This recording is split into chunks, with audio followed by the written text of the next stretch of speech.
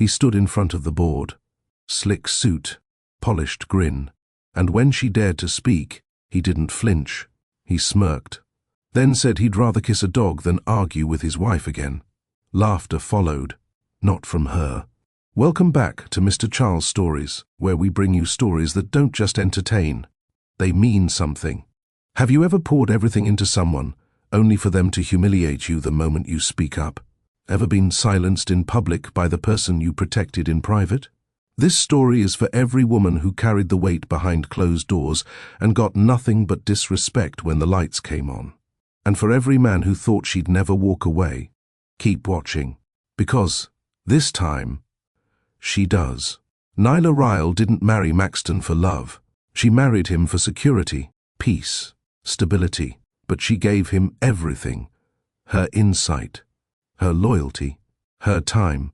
She built him up while staying in the background. Until one day, in a boardroom full of men who barely acknowledged her name, Maxton stood on a stage, pointed at her, and made her the punchline of his success. But what Maxton didn't know was that Nyla had already started her exit, not with drama, with dignity. What happens when the woman behind the empire builds one of her own? Stay with us, because this story doesn't end with betrayal, it ends with a crown. The ballroom of the Whitman Hotel gleamed with polished steel and glass. Spotlights caught on the curved gold chandeliers, bouncing light across the room like a stage play. At the center, elevated slightly above the long rectangular board table, stood Maxton Ryle, co-founder and CEO of Verity Lane, one of the fastest-growing branding platforms in the country. He held the room the way he always did, shoulders squared, chin tilted slightly, voice measured but confident. "This is the future of narrative commerce," he said, clicking to the next slide behind him. A glowing image of a young platinum-haired influencer filled the screen, her jawline sharp, her following massive, her appeal obvious to the new investors in the room. Nyla sat at the far end of the table. Not by accident. She wasn't a co-founder. She wasn't on payroll. She wasn't even listed on the company website. But every one of those early strategies Maxton built his success on, they came from her. She had built the pitch decks. She had helped land their very first pre-seed investors by flying to Miami, at her own expense, just to talk one executive out of dropping them. She was the one who'd ghost-wrote his crisis PR apology when Verity's early software leaked private client data. She was always just out of frame. And for years, she was fine with that. But today something in her shifted. The way he bragged about this fresh rebrand using a barely legal social media star to represent a company that claimed to value women's voices, it made her chest tighten. So when he paused for feedback and scanned the table for thoughts, Nyla cleared her throat. A few heads turned. Maxton didn't. "Yes?" he said, not even looking directly at her. "I think if we're positioning Verity as a space that elevates diverse stories, then maybe we shouldn't use someone whose platform has built itself by copying others and filtering out anything real," she said, her voice steady but calm. A beat of silence. Then he smirked. And what he said next didn't just silence her. It cut. "I'd rather kiss a dog than have another drawn-out debate with my wife about what's authentic. She's sentimental. The brand is modern. Let's move on." The laughter was quiet, but loud enough. Someone cleared their throat. Another shifted uncomfortably in their seat. But no one said a word. Nyla's eyes didn't water. Her face didn't change. But her heart. Something cracked that couldn't be patched. She watched him move on effortlessly, clicking through slides as if he hadn't. Just called her out like she was a child interrupting grown folk business. And that's when it clicked for her. He never saw her. Not really. Not as a builder. Not as a strategist. Not even as a wife. She was a convenience. An accessory to the image. Until she wasn't convenient anymore. The rest of the presentation blurred. Her hands sat motionless in her lap. But her mind, it moved. Moved through every moment she sacrificed to support him. Every time she took a back seat because it made sense for optics. Every idea he'd presented as his own.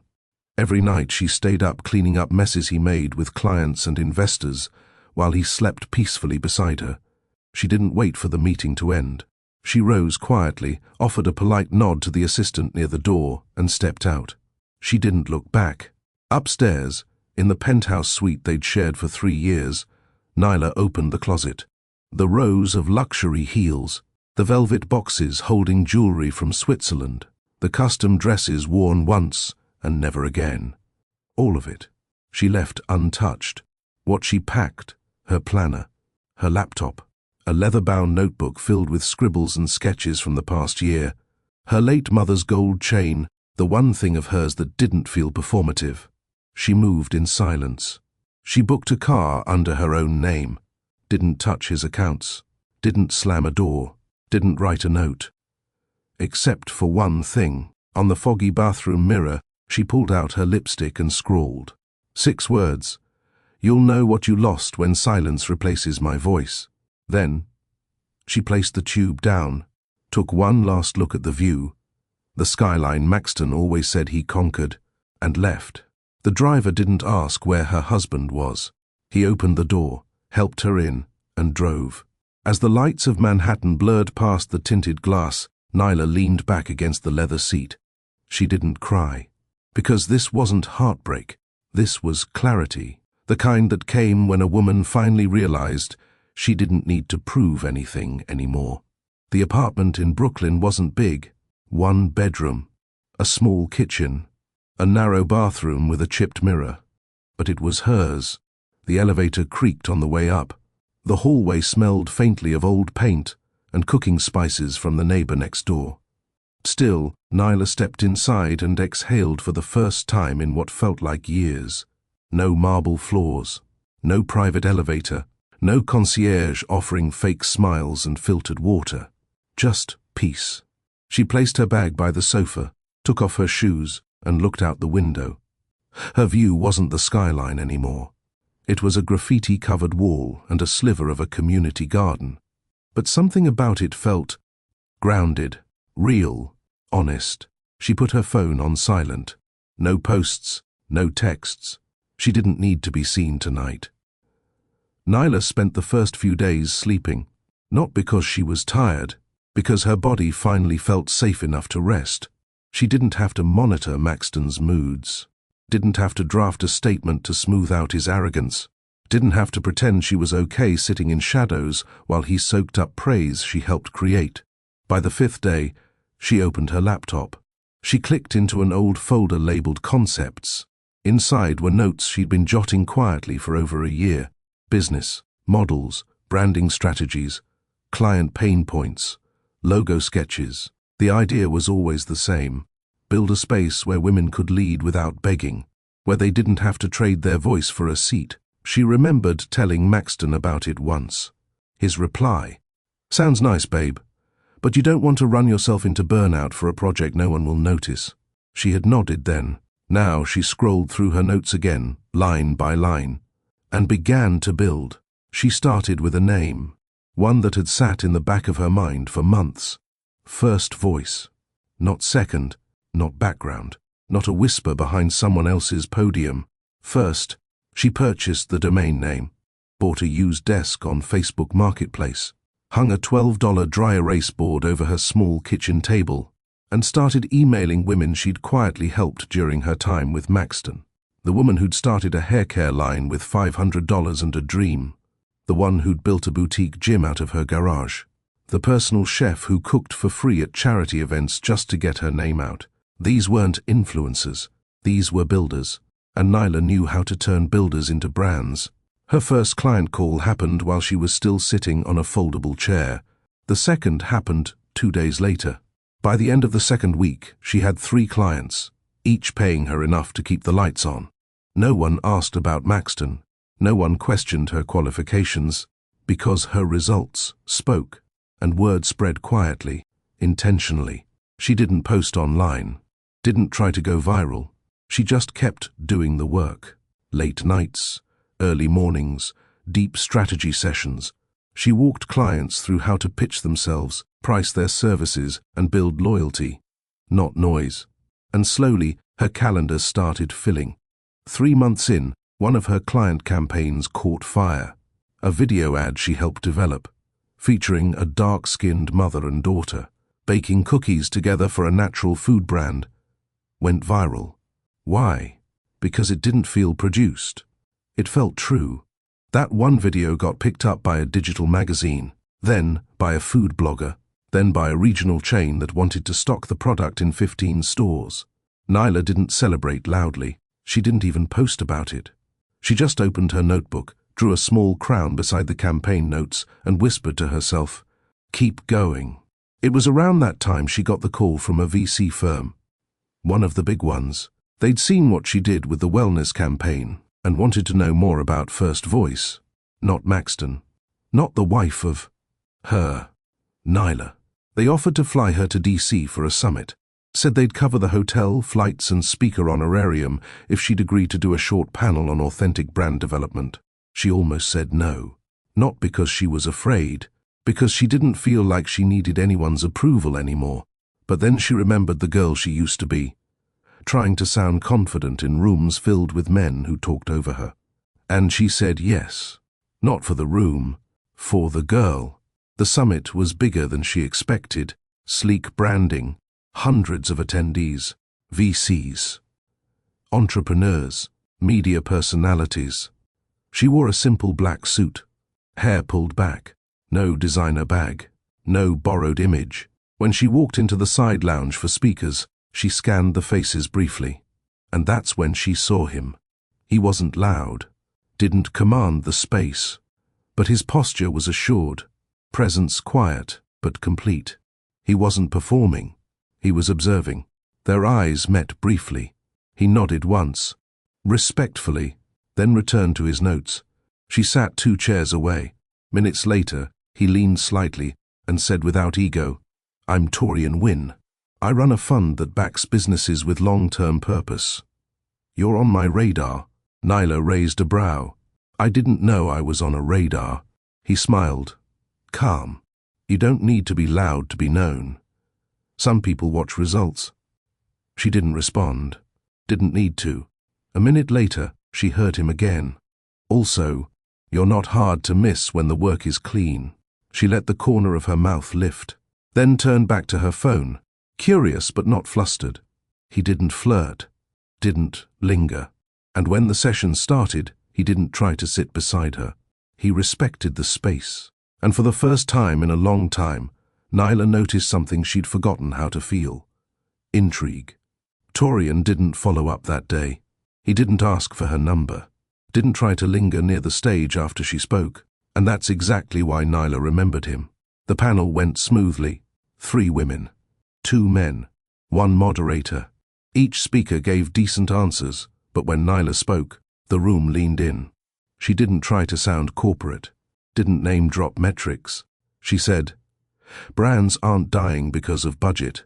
They're dying because they don't listen." And they felt it. Afterward, 2 young founders stopped her in the hallway. They said they'd been following her work from afar. One of them nearly cried as she shared that Nyla's First Voice campaign made her believe her story mattered. It wasn't fame, it was impact. Back in Brooklyn, Nyla's calendar filled fast. 3 new strategy consults, 1 contract from a well-funded eco-fashion startup, and a call from the DC Summit coordinator asking if she'd return next quarter for a fireside chat. She said yes, but she kept things small, intentional, focused. No team yet, no assistants, just her. Still, every day felt clearer. The pressure in her chest that used to follow her into Maxton's world, gone. She had real clients now. She didn't need to convince anyone of her value. They could feel it, and that made all the difference. 2 weeks later, she got an email. Subject line, "Your panel at the summit." She opened it without thinking. From Torian Wynn message, "I listened again to your quote about brands not dying from budget. I'm still thinking about that. Also, I still owe you a better tea than what they served at the speaker lounge." "You free this Friday?" She stared at the screen for a minute, then smiled, typed back, "Let's meet somewhere quiet. I don't do noise anymore." They met at a bookstore cafe near Prospect Park. Nyla wore black jeans and a tan coat. Torian was already there when she arrived. No suit, no watch, no ego. He stood when she entered, as if that was second nature. Offered a cup without asking. Same tea from the summit. Wasn't sure if you'd respond, he said, after they sat. I wasn't sure either, she replied honestly. There was a pause. Not awkward, not tense. Just two people getting used to silence that didn't need filling. They talked for 2 hours.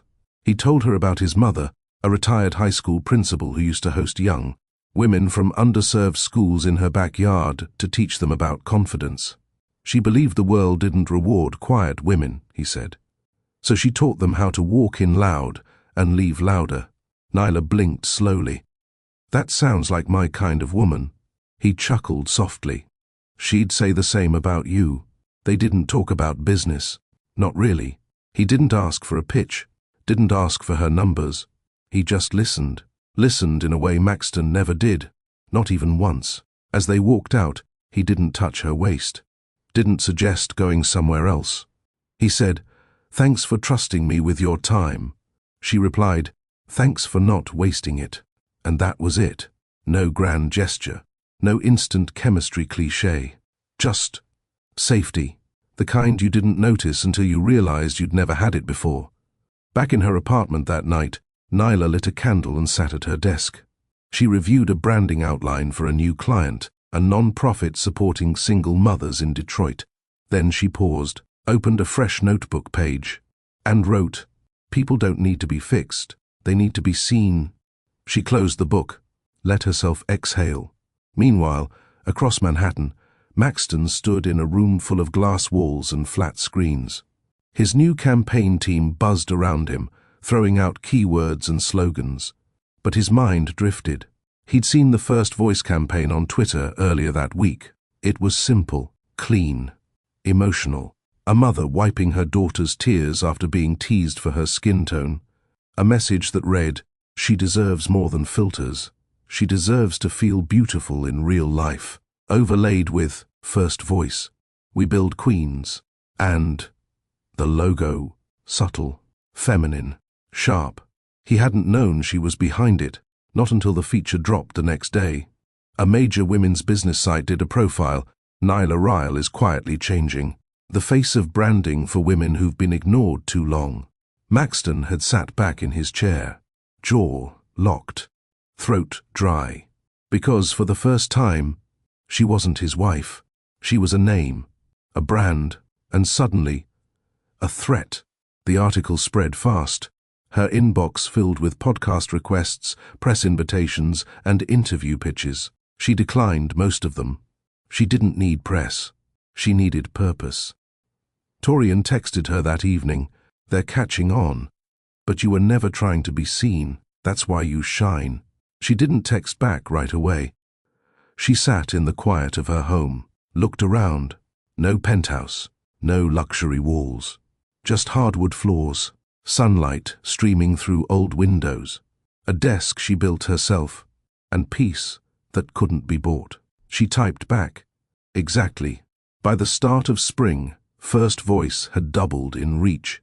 Nyla hadn't spent a dime on ads, no flashy PR, no social media stunts, just clean campaigns, authentic messaging, and brands that made people feel. She was selective about clients. If the product wasn't rooted in purpose, she passed.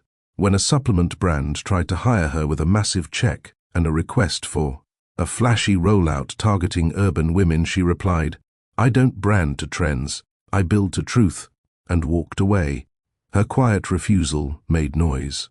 And that noise brought in the kind of attention she couldn't ignore. A global wellness company reached out through their COO. They'd seen one of her campaigns for a minority-owned tea brand and wanted a strategy to relaunch their entire women's division. "They want real," the COO said over Zoom. "Not glossy, not generic. They want your voice." Nyla hesitated at first. It was a big ask, a lot of visibility, the kind of client that could pull her into the world she just walked away from. But it was also a challenge, and she'd spent enough time playing small. She said yes, on one condition. You don't get to water me down. The project kicked off quietly. She brought on 2 consultants she trusted from her early client network. Both were women of color. Both had left corporate jobs for peace, just like she did. They built the strategy in silence. No leaks, no teasers, just real work. By the time the campaign dropped, the impact was instant. A full-scale rollout showing women, real women, in their workspaces, kitchens, clinics, classrooms, mothers, caregivers, founders, survivors. The campaign tagline, "First voice, when we speak, the world moves." It wasn't just a hit. It became a movement. Podcasts broke it down. Marketing execs called it the most emotionally honest campaign in years. Even legacy brands began rethinking their tone and outreach. But Nyla didn't bask. She stayed working. Quiet, steady, focused on results, not praise. Torian noticed. They saw each other once a week now, sometimes twice. He never asked for more than she was willing to give. He didn't pressure, didn't push. He sent flowers after her campaign dropped, not to her office, to her favorite cafe with a handwritten note. "They're finally catching up to what I saw in the speaker lounge." They met that night for a walk near the bridge. It was cool and quiet. Nyla wore a hoodie. No makeup, no brand, just herself. And Torian looked at her like that was more than enough.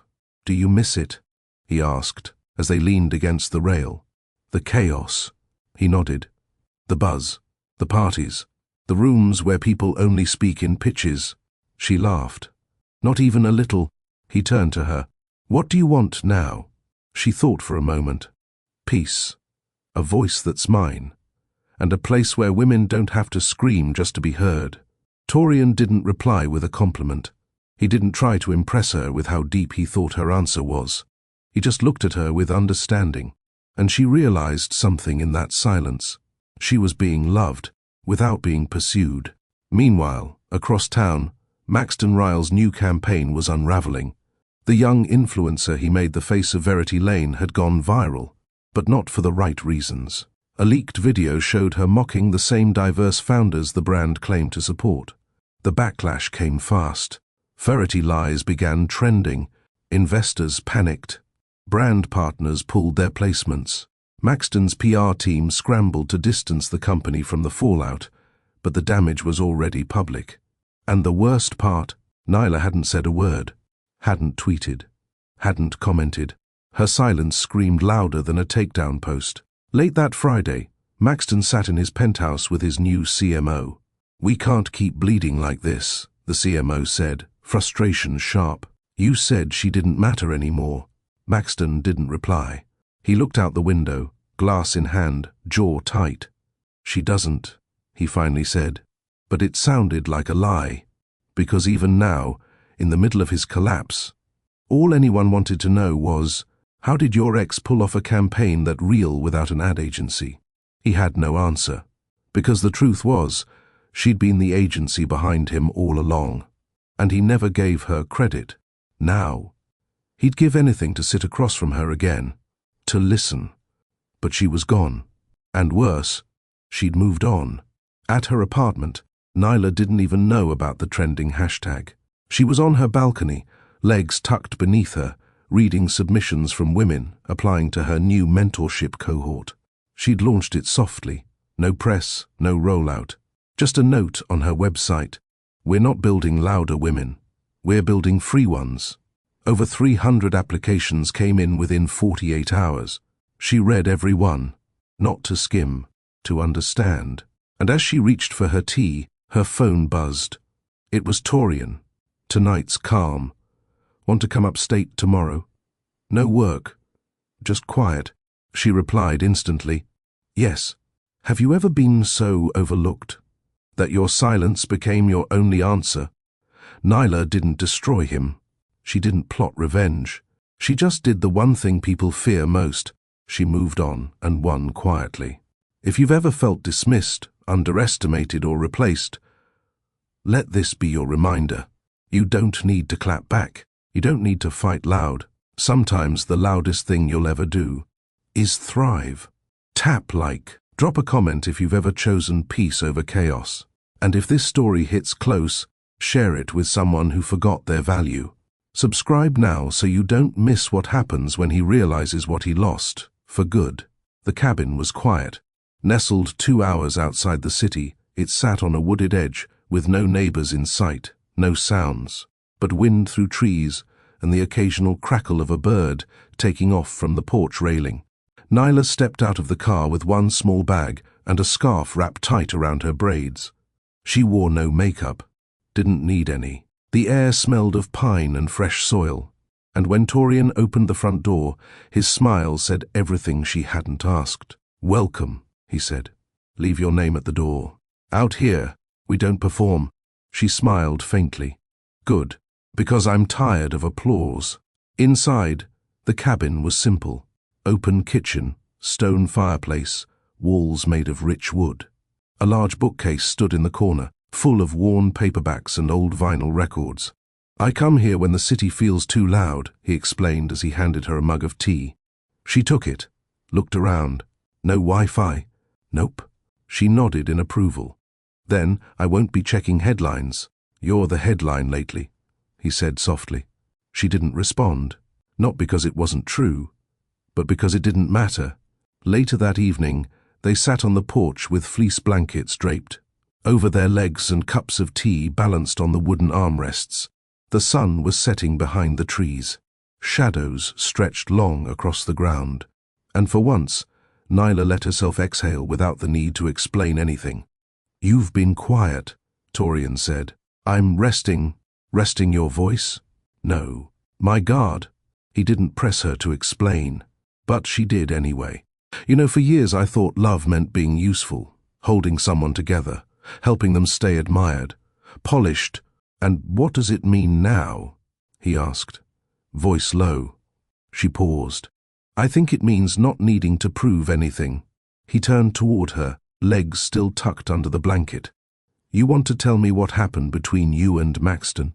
She hesitated, not because she wasn't ready, but because no one had ever asked her that without an angle. No tabloid offer, no podcast mic, no betrayal to prove. Just space. She stared ahead at the trees. "I didn't love him at first," she said, "but I respected his mind. He had vision, he was hungry, and I understood hunger. Because of how you grew up." She nodded. Foster homes weren't places of dreams. They were places of surviving until the next bed, the next set of rules, the next goodbye. Torian stayed quiet. "I thought building something with someone like Maxton would mean I'd finally be secure. Not just financially, emotionally." She laughed once, dry. "But all I did was build him, quietly. And the more I helped him shine, the more I disappeared." Torian leaned back slightly, still listening. "I never asked for credit," she continued. "But the moment I questioned him, just once, he made sure everyone knew exactly how replaceable I was." She looked down at her cup. "The funny part is, I don't think he meant to be cruel. I think he just stopped seeing me."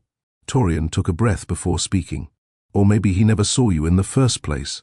That hit harder than she expected, because it felt true. A long silence passed.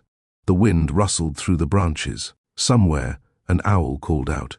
When she finally looked at him again, she said, "What about you?" He didn't hesitate. "My ex was a mirror. Everything she needed to see in herself, she tried to find in me. And when I couldn't reflect back what she wanted, she left." He smiled faintly. "It wasn't loud, just sudden." Nyla nodded. "Isn't that the worst kind of heartbreak, when they leave like they were never there?" Torian looked at her for a long moment, then said, "No, the worst kind is when you leave and realize you were never there either." They stayed on that porch until the stars broke through the sky, and when they moved inside, there was no awkwardness, no expectation, just warmth. She changed into one of his oversized hoodies. He cooked dinner, something with garlic and roasted vegetables and bread still warm from the oven. And when they sat on the couch afterward, legs touching under the blanket, they didn't speak about the past. They watched a documentary about trees, laughed once at how nerdy it was, held hands when the screen faded to black. No labels, no rush, Just the kind of stillness that didn't need a name. That night, in the guest room, Nyla lay in bed, staring at the ceiling, the sounds of the forest humming beyond the walls. Her body was still, her thoughts calm. She reached for her phone, forgetting there was no signal, and smiled, because for the first time in years, no one could reach her. Not the press, not Maxton, not the noise. Just her, and this moment, and the quiet. 2 floors above Madison Avenue, behind thick glass and a mahogany table that once symbolized power, Maxton Ryle sat facing silence. Not the kind that respected him, the kind that unnerved him. 12 seats were filled. None leaned in, none smiled, and no one, not one person, had laughed at his last remark. Verity Lane's quarterly board meeting was always Maxton's stage. He was the draw, the one who spoke in headlines, the face investors bought into, but this time, they weren't buying. "I want to be clear," said Kemi Stokes, the lead investor. "This backlash isn't about cancel culture, it's about credibility." Maxton tapped his pen. "We acted fast. We removed her from the campaign. We issued a statement." No one read the statement. Another board member cut in. "They saw a viral clip of a brand ambassador mocking the same women our entire platform claims to uplift. That's not optics. That's identity collapse." Maxton clenched his jaw. He was used to pushback, but not like this, not this unified. "We can pivot," he said calmly. "Reframe the story. Spotlight some of our creators." "Stop." Kemi's voice cut through the air like a wire snap. "Stop talking like she didn't exist." Maxton's chest tightened. "You keep saying, reframe. But you haven't acknowledged the one person who built your brand equity, the one woman who made this company stand for something real." He knew who she meant. They all did. But he wouldn't say her name. Not yet. "She was not on record as a formal co-founder," he said tightly. Kemi smiled. "Not kindly. No, Maxton. She was something more dangerous than a co-founder. She was the heart. And the moment you dismissed her, the company started bleeding." After the meeting, Maxton returned to his office. Closed the door. He didn't sit. He paced. Nyla hadn't spoken publicly, hadn't tweeted, hadn't leaked anything. She didn't need to. The void left behind by her absence was louder than any accusation she could have made. And her name? Everywhere. Business journals, marketing panels, podcast interviews. First Voice wasn't just a brand now. It was a movement. And the comparisons? Brutal. The mind behind Verity was never Maxton Ryle. It was his wife. The company lost its soul when they lost her. He threw the pen across the room. He tried to think strategically, find a way to reclaim narrative. He booked a PR consultation, scheduled internal team meetings, even reached out to 2 branding experts Nyla used to speak highly of. Both declined. One sent a polite but telling response. "We no longer align with Verity Lane's leadership philosophy." In other words, you lost the only part of your company we respected. The final blow that week came from an unexpected source. One of Verity Lane's top clients, a high-profile wellness app, pulled out of their contract. Maxton called the client personally. "Off the record," the woman said, her tone crisp, "we're moving in a direction that centers black and brown female voices. First Voice is already doing what you say you're rebuilding." He didn't argue. Couldn't. He ended the call, stared out the window, and for the first time, felt alone in a way that wasn't about distance, but about truth. Because deep down, he knew Nyla didn't leave him. She escaped him. That night, Maxton sat in the penthouse he once shared with her. Everything was exactly how she left it, except quieter, colder. The closet still had the space where her shoes used to sit, organized by heel height and color. The mirror in the master bathroom had been cleaned, but he still remembered the message she left behind. "You'll know what you lost when silence replaces my voice." And tonight? He heard that silence everywhere. Across town, Nyla was having dinner with Torian and 2 women from her new mentorship program. They sat in a small Caribbean restaurant she used to frequent when she first moved to the city. The women shared their stories, single mothers building candle businesses, content creators pitching brand deals with zero connections. Nyla didn't posture. She listened, gave strategic feedback, affirmed their value, and when the check came, she paid it quietly. No announcement, no pride. As they left, one of the mentees looked at her and said, "I didn't think people like you were real." Nyla smiled. "People like me?" she asked gently. "People who don't forget where they came from." Later that evening, she and Torian walked 2 blocks in silence. Then he slipped his hand into hers. "I know you're still working through what happened," he said, "but you carry it like it doesn't own you anymore." Nyla didn't reply right away. Then softly, "It doesn't. Not because it didn't hurt, but because I finally realized. Maxton didn't break me. He just revealed I was building in the wrong direction." Torian squeezed her hand. "That direction looks pretty powerful from where I'm standing." She looked at him then. Really looked. Not like a rebound, not like a rescue, like someone who saw her, all of her, and stayed anyway. The ballroom was packed. Not with investors or startup founders in custom blazers. This room held women with braided buns, fresh twist-outs, no filters and tired hands. Mothers, creators, educators, entrepreneurs still paying their way through school or balancing toddlers while pitching their dreams. It was the first Voice Women in Brand Equity Summit, and it sold out in 3 hours. Nyla had planned to sit in the back. She wasn't there to speak. She'd invited bigger names, founders with huge followings. She'd intended to remain in the shadows, like always. But then the keynote speaker missed her flight, and the murmurs began. People were scanning the room, looking for her. Nyla tried to wave it off, motion for someone else to take the mic, but one of her mentees whispered, "They came for you." And that was the moment she knew she couldn't hide anymore. She stood on stage with no notes, no PowerPoint, just her voice. Her walk was quiet but confident.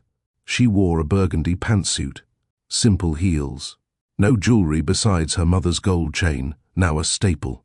The room hushed before she even opened her mouth. 3 years ago, she began, "I built a brand I didn't get credit for. I thought silence was the price you paid for proximity.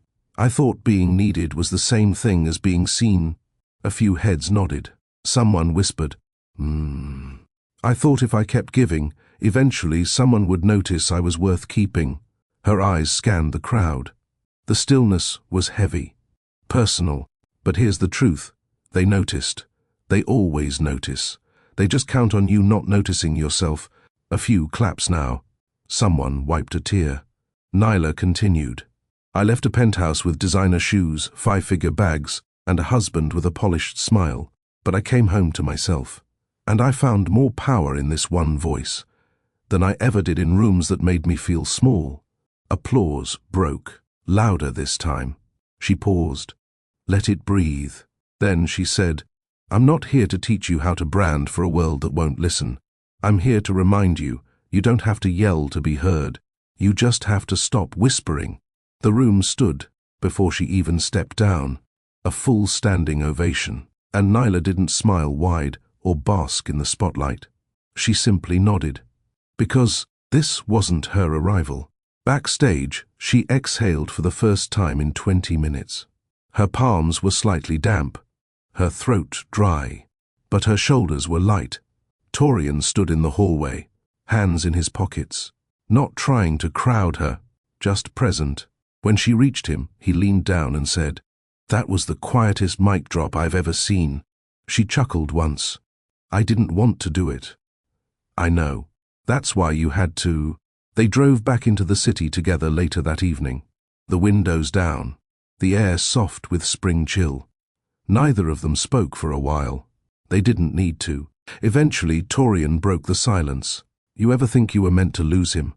Nyla looked out the window. "Every day." He nodded slowly. "Not because he was bad for you, but because he was too small for your calling." She blinked, took a breath. "I don't hate him," she said quietly. "I know. I hate who I let myself become around him." Torian reached over and placed his hand over hers. "You're not that woman anymore." She didn't respond, but this time she believed it. Meanwhile, back in Midtown, Maxton scrolled through clips from the summit. He wasn't tagged in anything. No one mentioned his name. No one even hinted at his existence. But he saw her, heard her, felt the weight of every word she spoke, because he'd heard those same words in private, in rooms where she sat across from him on the couch, trying to be enough, in kitchens where she stirred his tea while hiding her disappointment. And now, she was saying all the things he ignored to a world that was finally listening. He closed the laptop, poured himself a drink, and sat in the dark of his penthouse, replaying her speech again and again, wondering if she ever said his name out loud anymore, and fearing the truth, she probably didn't, because she no longer needed to prove she survived him. Now the world knew. She won. Nyla didn't expect the email. It came in quietly. No red flag, no subject line screaming her name. Just a soft subject. "We'd love to have you speak." The sender. One of the largest venture capital firms in the country. The same one that funded Verity Lane during its series Around. And attached in the footer, Maxton's name, still listed under advisor. Nyla read the message twice. They were inviting her to keynote the Women in Tech Growth Forum. Front row, founders, C-suite execs, and investors who once looked through her. And, likely, Maxton himself. She closed the laptop. Didn't answer. Not immediately. Later that evening, she sat across from Torian in her apartment. The lights were low. Dinner had been simple. A quiet Wednesday. She told him about the email. Torian didn't jump in with advice. Didn't immediately say you should go. He stirred his tea slowly, then looked at her. "How does it make you feel?" She paused. "I'm not sure. Is it pride? Is it pain? Or is it a test? Maybe all three." He leaned back. "Then answer from the part of you that doesn't need to prove anything." She didn't sleep much that night. Not from anxiety, from awareness. Memories of sitting outside boardrooms, of whispering ideas Maxton would later claim, of hiding behind a brand she helped build because it made him look more relatable. She remembered how he used to pat her shoulder after she saved a deal, how he'd say, "I knew you'd fix it," like she was a safety net, not a partner. Now they wanted her on stage, solo, no permission needed. The next morning, she responded with a single line. "I'll do it, but I won't water myself down." An hour later, she got confirmation. The date was set. And yes, Maxton was still on the advisory board. He would be present. And this time, she wouldn't look away. In the days that followed, she wrote the talk in pieces. Not about revenge, not about what she endured, but about what she built. She titled it, "The Invisible Architect: Why Every Room Needs the Woman Behind the Curtain." She didn't send it for approval, didn't run it through PR filters, didn't add buzzwords or flashy slogans. She wrote for the girl who stayed silent in meetings, the woman who held things together. Behind the scenes, the wife who smiled through betrayal just to keep the lights on. She wrote for herself. The day of the event arrived fast. She wore black again, this time by choice, not symbolism. Hair swept up, heels firm, lips painted deep plum. The venue shimmered, lights soft, camera crews present. Torian walked her in, but didn't stay backstage. "This is yours," he whispered. "Own it." She nodded, took a breath, then stepped through the curtain. Maxton saw her before she saw him. He sat 2 rows from the front, hands folded, expression unreadable. But the moment her name was announced, the room erupted. Applause, cheers. A few women stood before she even spoke. And Maxton? He didn't clap, didn't blink, but his jaw tightened. Nyla stood at the podium. No teleprompter, no introduction, just her and the mic. She opened with a simple line. "I wasn't always the woman in front of the mic. I used to write the speeches no one knew had to be written." The crowd settled into silence. She continued, "I've been in the room, The one where they ask if you really understand the market. The one where your voice only matters when someone else repeats it louder. Murmurs of recognition echoed around the room. I was told to be behind every great man. And I did that until he told a room of investors he'd rather kiss a dog than hear my thoughts. Gasps. But Nyla didn't flinch. She didn't name Maxton. She didn't need to. She just looked forward and said, what they didn't realize was, I was never trying to lead them. I was learning how to build without them. Applause thundered, but she raised her hand gently, calming them. I don't stand here to expose anyone. I stand here to remind you. If you think your silence makes you invisible, you're wrong. It makes you undeniable. The room stood again, longer this time, and Maxton, still seated, but this time his hands curled into fists, because he knew now she didn't speak to prove anything to him. She spoke for the women who no longer needed to ask permission to take the mic. After the speech, Nyla slipped out the side hallway. Torian was waiting there. No words. Just a long, steady look. She walked into his arms, and for the first time in a very long time, she felt weightless. Across the room, Maxton remained seated. His phone buzzed non-stop messages from press outlets, branding teams, even former board members. All asking the same question. Was she talking about you? But none of them mattered, because, deep down, Maxton knew. She hadn't spoken to hurt him. She had spoken to free herself, and that was what made it cut the deepest. By summer, First Voice was more than a boutique agency. It was a blueprint, mentorship cohorts, partnerships with 3 Ivy League programs, a grant fund named after Nyla's mother, dedicated to early-stage women founders who'd aged out of foster care. People stopped calling it a movement. They started calling it a model. She wasn't just a strategist anymore. She was a force, the kind of woman other CEOs quoted in pitch decks, the kind of woman magazine editors chased for interviews she continued to decline, the kind of woman Maxton used to try to manufacture. Now she was the real thing. She moved into a new space in Soho. High ceilings, exposed brick, nothing glossy, no logo on the window, no welcome desk, just clean light, long tables, open air, and chairs filled with brilliant women. She called it the workshop, not an office. Because here, people built things that didn't need polish, only truth. Her team? 5 women, all once overlooked, all now thriving. They worked differently. No 9 to -5, no dress code, no forced meetings to sound productive. They met every Monday, reviewed wins, reviewed misses, set clear goals, held each other accountable. It worked, because there was no ego in the room, just hunger and sisterhood. One afternoon, Nyla sat alone at her table after everyone left. She was reviewing a grant application from a young woman named Zora, a 24-year-old who launched a sustainable shoe brand from her garage. The numbers weren't perfect, but the vision? Undeniable. Nyla scribbled notes in the margin, then paused. Her phone buzzed. A name she hadn't seen on her screen in months, Maxton Ryle. She stared at it, didn't answer, let it go to voicemail. 2 minutes later, a text. Would appreciate 10 minutes of your time, not business, just clarity. She didn't reply. Instead, she powered off her phone, walked to the window, and exhaled. Later that evening, she and Torian took a walk through Prospect Park. No agenda, no update meeting, no title talk, just a simple walk, fingers lightly linked, the day fading behind them. You've been quiet, he said softly. Got a message I didn't expect. Maxton? She nodded. Torian didn't tense. He never did.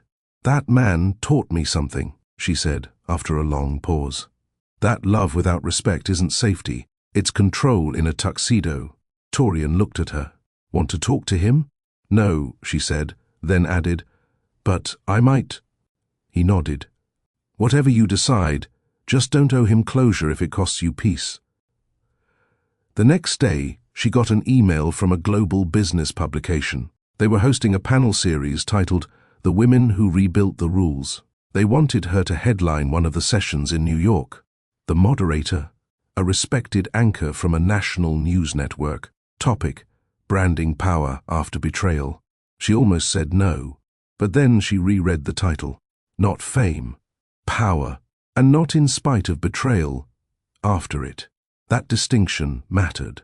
She replied, "I'll do it, but I'm not answering questions about him." The producer replied instantly, "Understood. This is about what you built, not what you left." Meanwhile, across the city, Maxton stared at his phone like it owed him something. Nyla hadn't replied.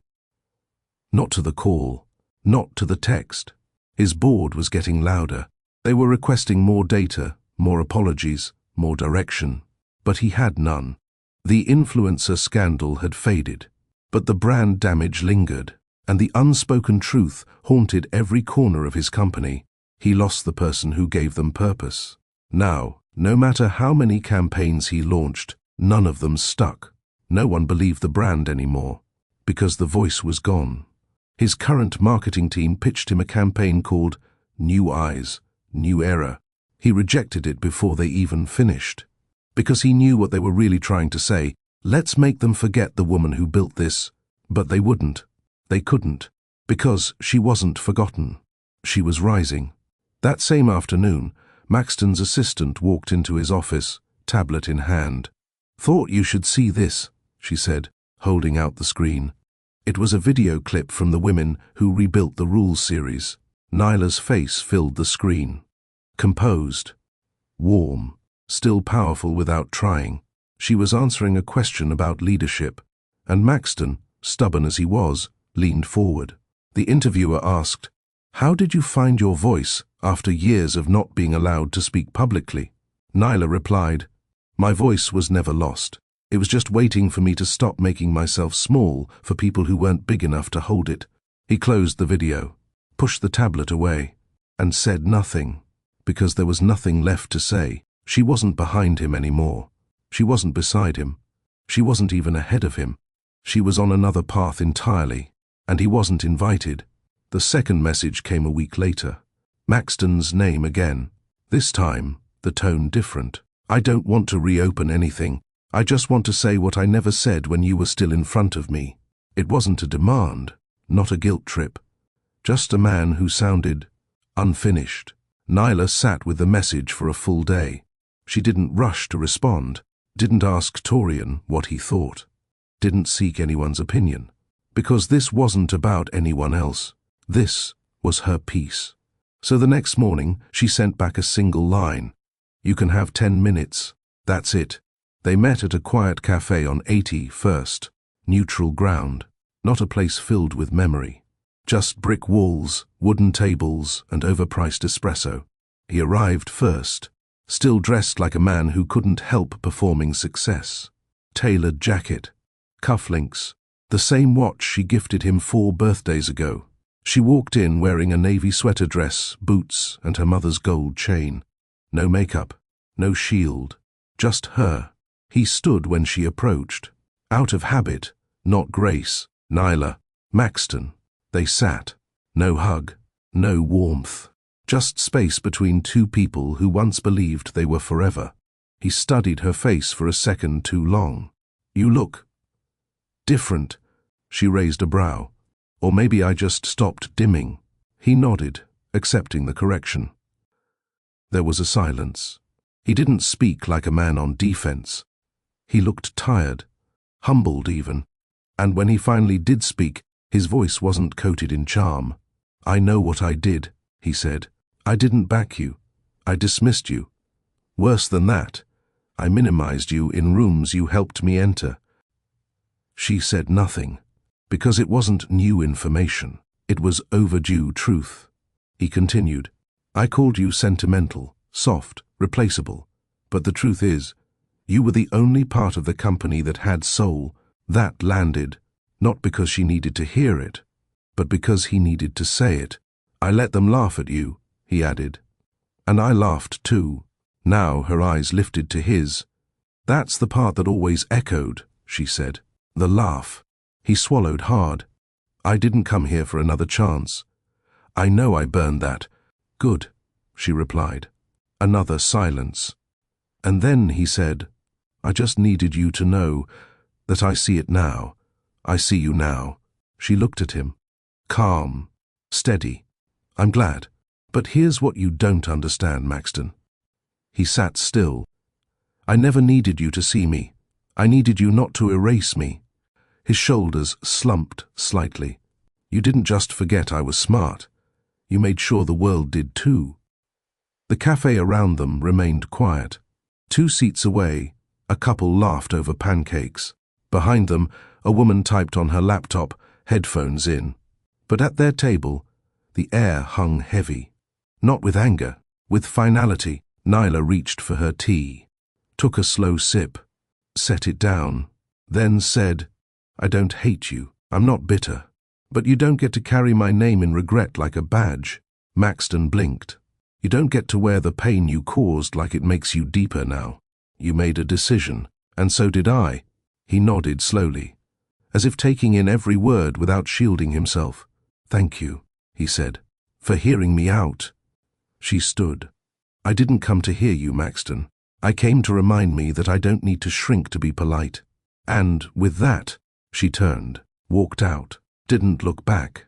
And this time, she wasn't leaving broken. She was leaving whole. Outside, the sun was sharp, clear skies, a wind that wrapped around her shoulders but didn't chill her. Torian was parked at the corner. She slid into the passenger seat, calm. He glanced over. All good? She nodded. You want to talk about it? No, she said with a small smile, because I finally feel done. He reached for her hand, held it without asking for more, and they drove off, not as a woman in recovery and a man filling space, but as 2 people building forward, not staring backward. That evening, Nyla sat at her desk reviewing grant submissions. She opened a video application from a young founder in St. Louis. The woman spoke about growing up in shelters, watching her mom take abuse, just to keep a roof over their heads, and how she wanted to build a line of skincare products for women who'd survived abuse, because healing had to touch every layer. By the end of the video, Nyla was wiping her eyes, not from sadness, from resonance. She clicked, approved, then pulled out her notebook, wrote down one line at the bottom of a blank page. Closure is overrated. Becoming is better. Across town, Maxton sat in the penthouse staring at nothing. He'd said his piece, and it changed nothing. The press still loved her. His board still side-eyed him. But worst of all, the woman he used to control now had more power in her silence than he ever had in his spotlight. And for the first time in his life, he knew he wasn't getting her back. He wasn't even allowed near who she'd become. They called it a conversation, but it felt like a coronation. Nyla sat on stage, legs crossed, mic clipped to her blazer. Beside her sat 2 international founders and a former Fortune 100 CEO. Yet all eyes were on her. The auditorium at Columbia Business School was packed. Students, scholars, funders, thought leaders. The topic was the new language of power. The moderator introduced her last. And finally, the woman whose silence broke an industry open, Nyla Ryle. Applause. Long, heavy, deserved. Nyla didn't smile wide.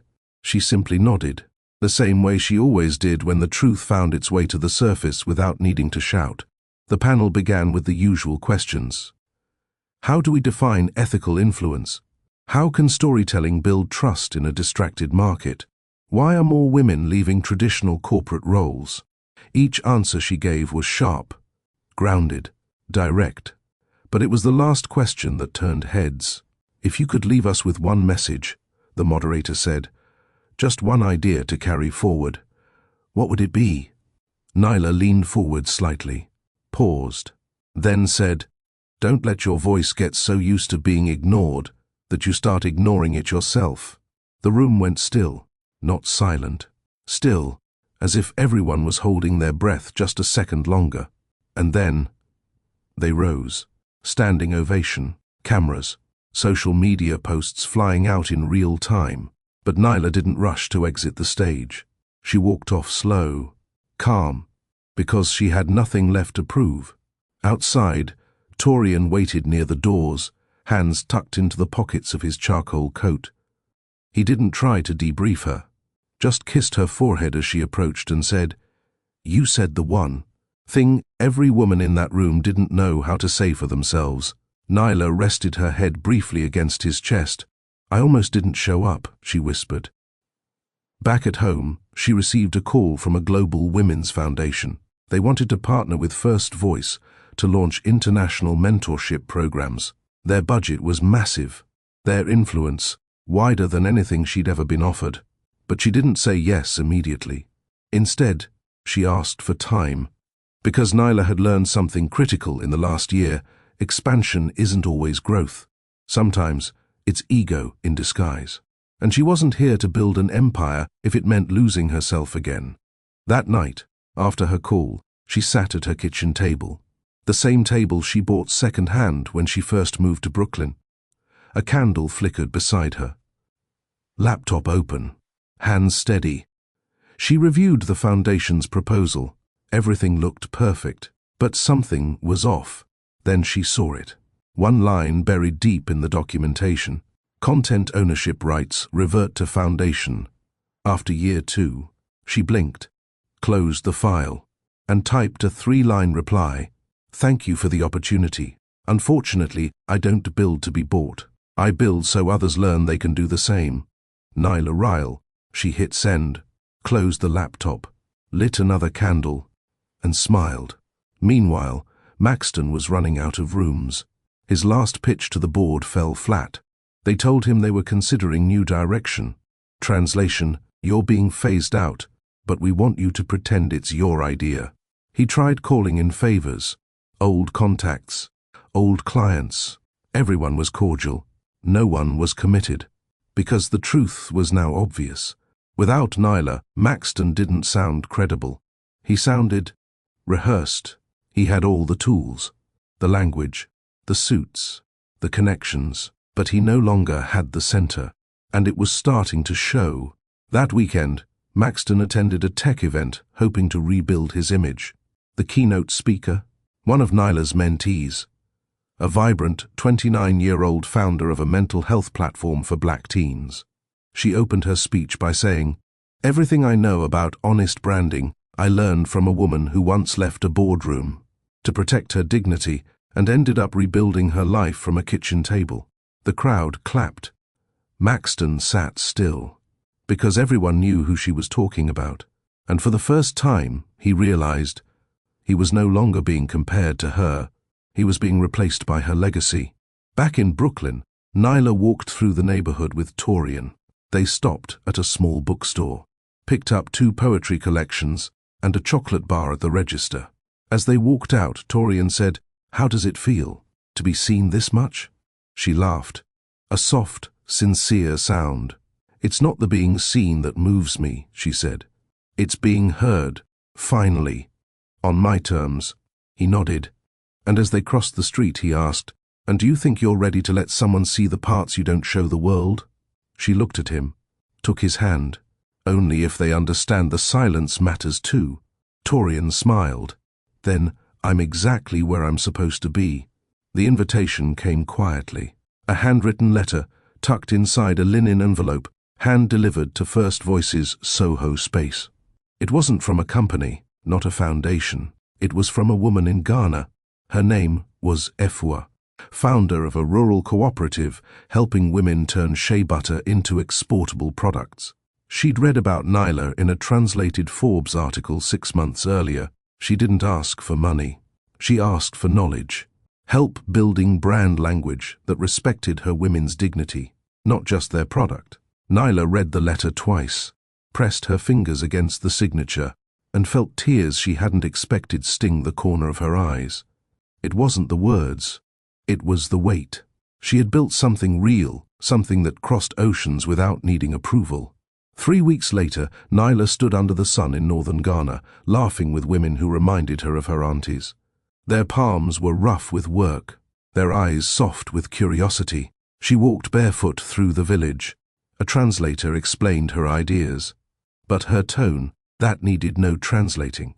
These women didn't care about slides or pitch decks. They cared about storytelling that honored who they were, not just what they sold. And Nyla listened. She didn't show up with strategy. She showed up with respect. When she returned to New York, something shifted. She no longer wanted to be the face of anything. She wanted to build systems that outlived her. First Voice expanded quietly. Again, but this time, it wasn't flashy. They launched a digital fellowship across 3 continents, each region run by local women. No central control, just shared values. The tagline, "Start where your story begins, not where someone else says it should end." In the middle of this global growth, Torian planned something simple.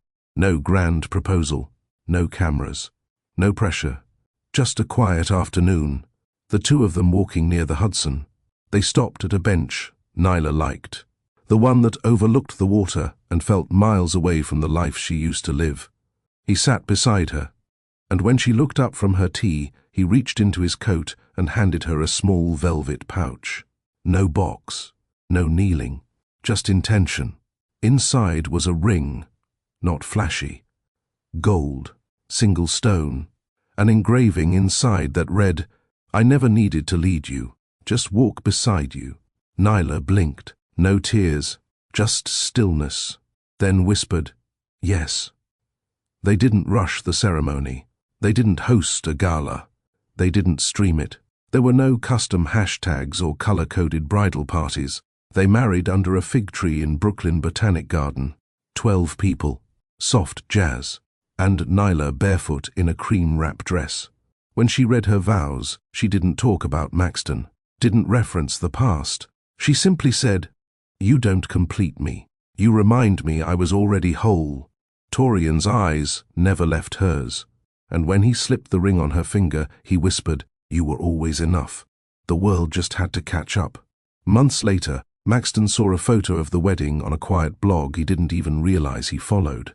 There were no tags, no headlines, just a single image, Nyla standing on soft grass. No shoes, no crowd, just Torian's hands around her waist. They were laughing, really laughing. And Maxton? He didn't curse, didn't throw anything. He just closed the tab and whispered, "She's gone." Not physically, emotionally, spiritually. She had outgrown every room he ever confined her to. And now? She had a name the world knew, and a love that didn't need to own her to cherish her. Back at First Voice, a new intern asked Nyla how she stayed so calm. "How do you manage so many decisions without losing your balance?" Nyla paused, then said, "Because the loudest room I ever survived was the one where I wasn't allowed to speak. Now that I have peace, I protect it like it's sacred."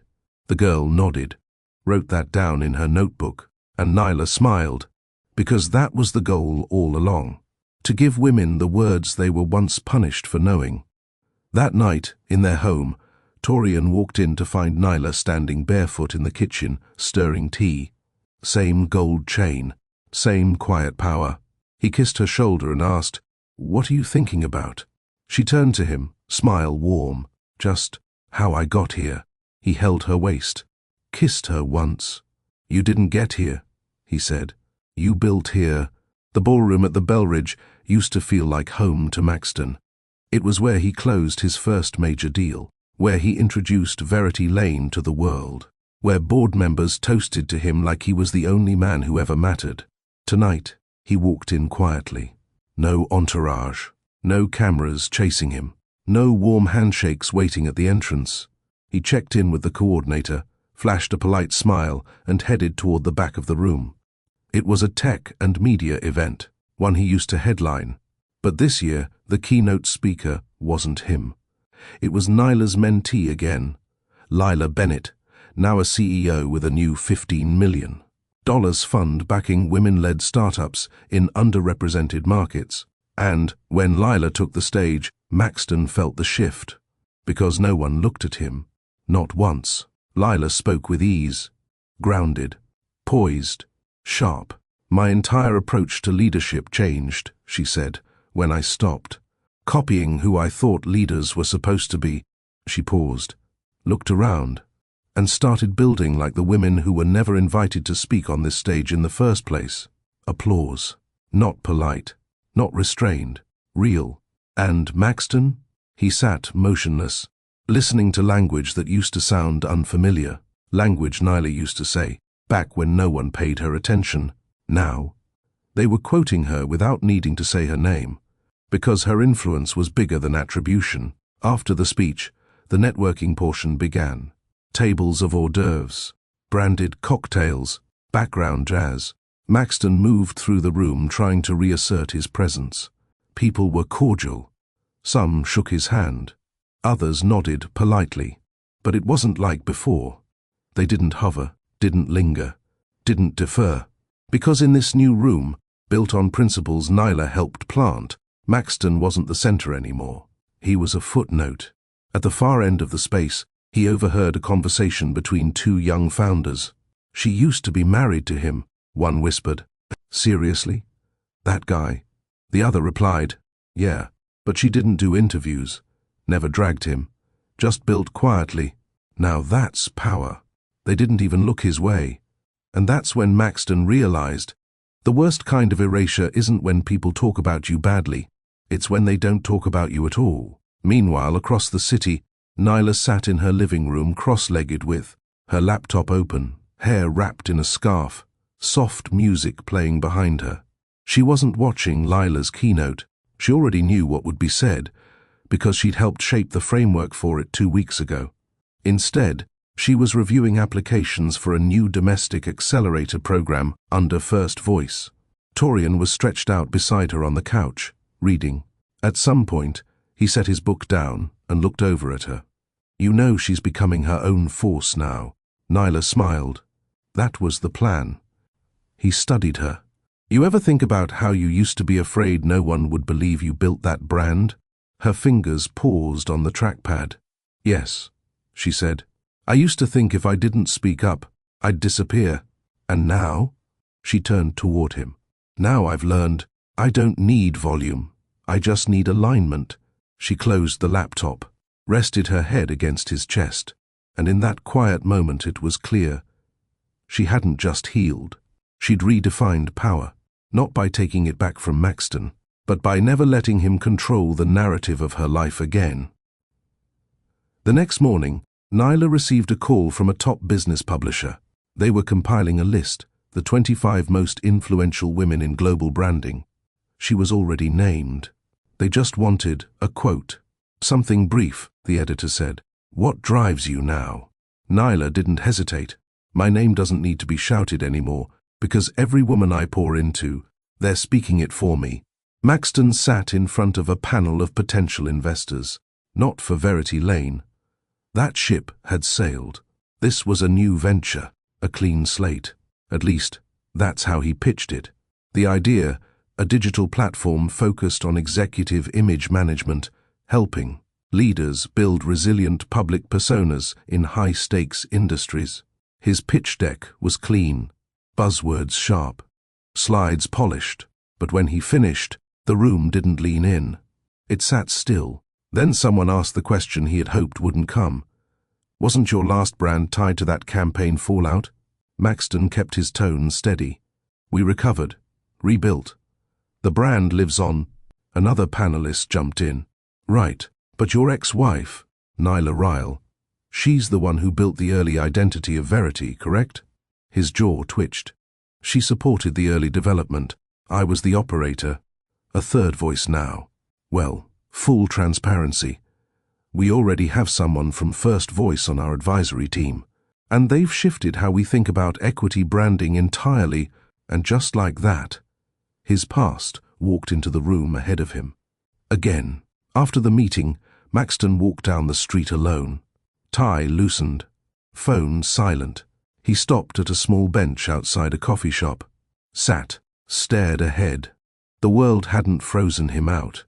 It had simply outgrown the version of him that refused to evolve.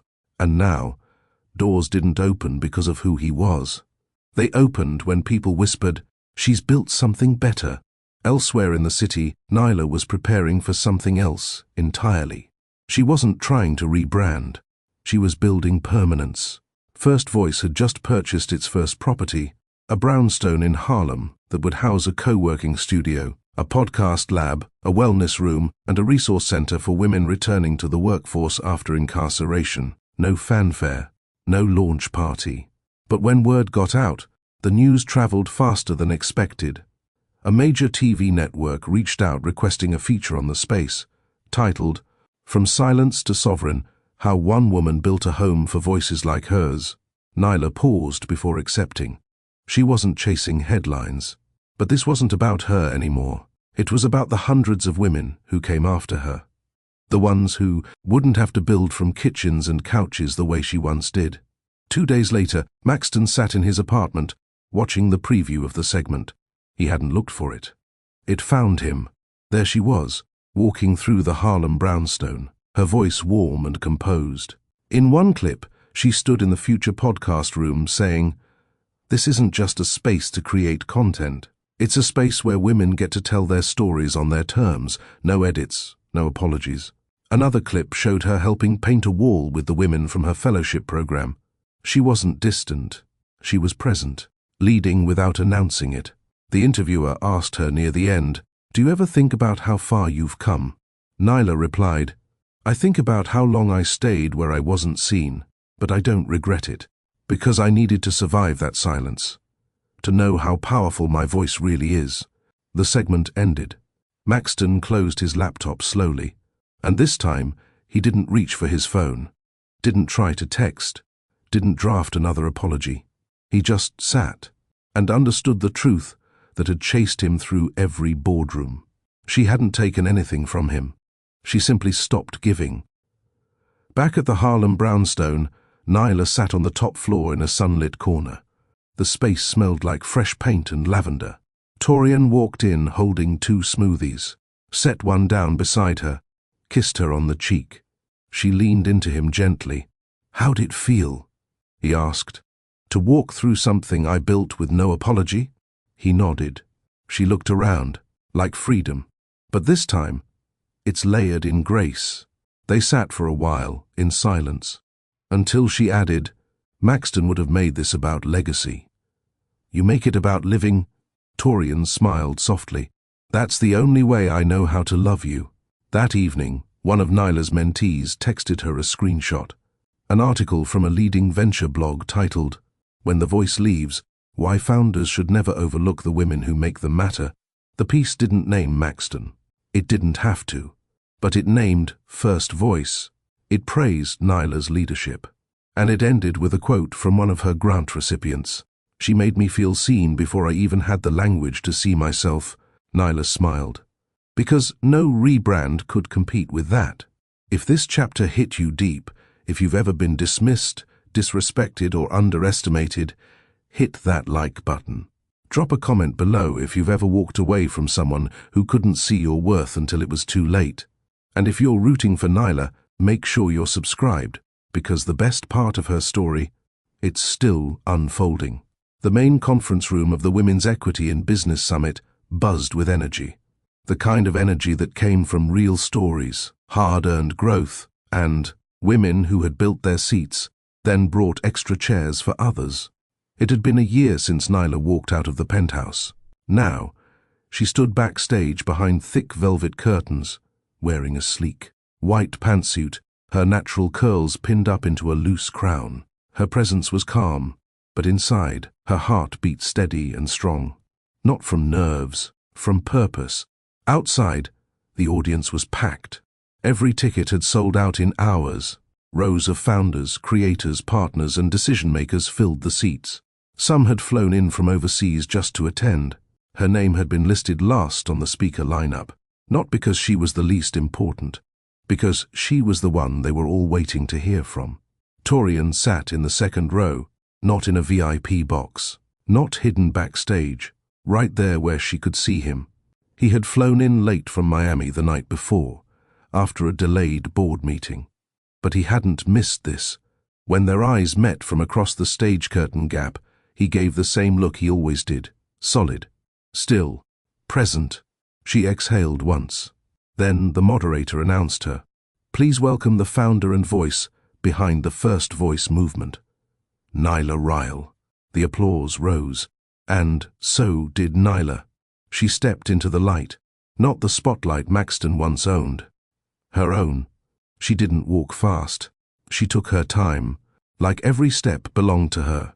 Like every woman in the room deserved to know what quiet power looked like. Her first words were simple. I was once told I was too sentimental to lead, that my vision didn't fit a modern brand, that my voice was a distraction. Some people in the crowd exchanged glances. They knew exactly who had said it. Nyla continued. What they didn't realize is that every movement starts with a sentiment. Every brand that truly impacts lives was born from a place of truth, not trend. She shared how First Voice began, not with millions in funding, but with a spreadsheet. 4 phone calls and a vow to herself never to be silenced again. She told them about the women she worked with, like Marcy, who turned her postpartum recipe blog into a licensed meal prep service now shipping to 28 states, or Dana, a former dental assistant who launched a wellness brand after surviving lupus. Every name was followed by results, every story grounded in truth. Then Nyla paused. I didn't start First Voice to compete. I started it because I knew what it felt like to build something in the shadows, while someone else took the credit. I knew what it meant to smile for the camera while crying in silence backstage. So I built a room where we didn't have to wait for someone to pass the mic. The applause roared again. But Nyla didn't smile yet. She turned serious. This isn't a revenge brand. This isn't about getting back. This is about getting free. We don't rise to prove someone wrong. We rise to remember who we've always been. And that's when she finally smiled. The kind that came from healing, not from hurting. When she exited the stage, she didn't look back. Torian stood, clapping softly but proudly. No words, no performance, just presence. Later that evening, the post-panel mixer took place at a rooftop lounge. Nyla didn't plan to stay long. These days, she didn't linger at events. She didn't need to be seen. But before she could head to the elevator, a woman tapped her shoulder. Tall, corporate, press badge on her lanyard. Ms. Ryle, can I ask something off the record? Nyla raised a brow but nodded. Was it true? The dog comment? Nyla's eyes flickered. She hadn't heard that line in almost a year. Yes, she said calmly. It was said. And it hurt. The reporter paused. And now that he's been ousted from his company and you've, well, thrived, how do you feel? Nyla didn't flinch. Grateful. Not for the way it happened, but for the reminder that sometimes rejection is the start of redirection. The reporter looked impressed. You always speak like you're holding a room, even in one-on-ones. Nyla smiled, then excused herself. Torian was waiting downstairs. He opened the car door himself. You good? He asked as she settled in. I'm better than good. They didn't say much during the ride. Their hands found each other's naturally. No need for grand displays. The whole world was watching now. But for them, the most important witness to her rebirth was her own reflection, and the man who never tried to silence her light. He just made sure it never dimmed. The press didn't just eat the story. They swallowed it whole. The morning after Nyla's keynote, the business headlines were flooded. From boardroom queen to movement builder, Nyla Ryle owns her power. First Voice founder outpaces her ex-husband's brand in Q3 profits. Vance and Rowe faces investor exodus after boardroom missteps. Maxton sat in silence in his glass office at Vance and Rowe's Manhattan Tower. But it wasn't his anymore. Not truly. The same board members who once cheered him on now whispered behind closed doors. Numbers had dropped. Reputation tanked. Sponsors pulled back. He watched one of the morning clips on mute. There she was, Nyla, smiling, shaking hands, surrounded by powerhouse women.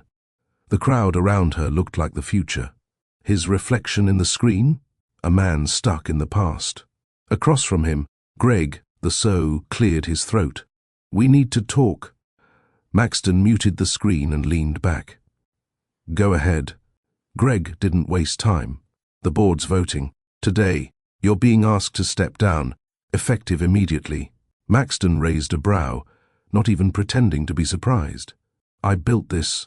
Greg nodded once. And now it's burning. He stood. You made it about your ego, Max. You forgot the real asset was never just the product. It was the story, the partnership, the loyalty. And when you lost all that, the numbers followed. Maxton didn't argue. He didn't yell. Because deep down, he knew it was true. He watched Greg leave, then turned to the window. The skyline hadn't changed, but the man inside the tower had. He stood and walked toward the private exit. No press, no announcement, no goodbye party, just silence. Downstairs, no car was waiting.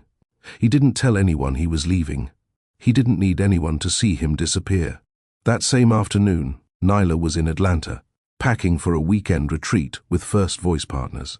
Torian sat on the couch in joggers, scrolling through a grocery list on his phone. They'd planned a low-key weekend before heading to Miami next week to scout a permanent office space for the foundation. Torian looked up. You sure you want to go without me? Nyla nodded. You said you needed the weekend to clear out your storage unit. He smirked. Only if you're not using it as an excuse to dodge me around your girls. My girls adore you, she said, zipping her bag. They're just protective, that's all. You mean they still want to pop my tires for not texting fast enough in month 1? She laughed. Probably. Then her phone buzzed. Maxton Vance. Missed call.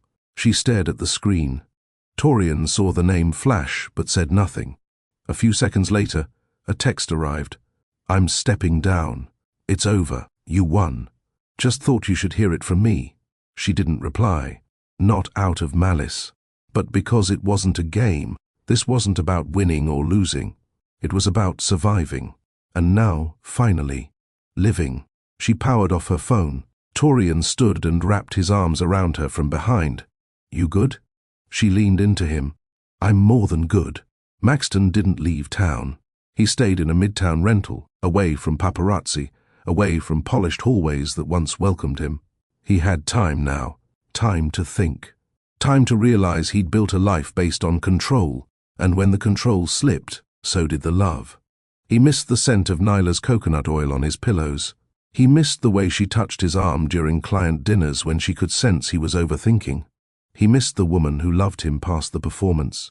And he destroyed it. For power. For control. For pride. Back in Atlanta, Nyla arrived at the retreat house, an open layout estate nestled in the mountains. There were fire pits, long wooden tables for night talks, and quiet spaces for reflection. That night, as the women gathered around a crackling fire, Nyla shared something she hadn't said on stage.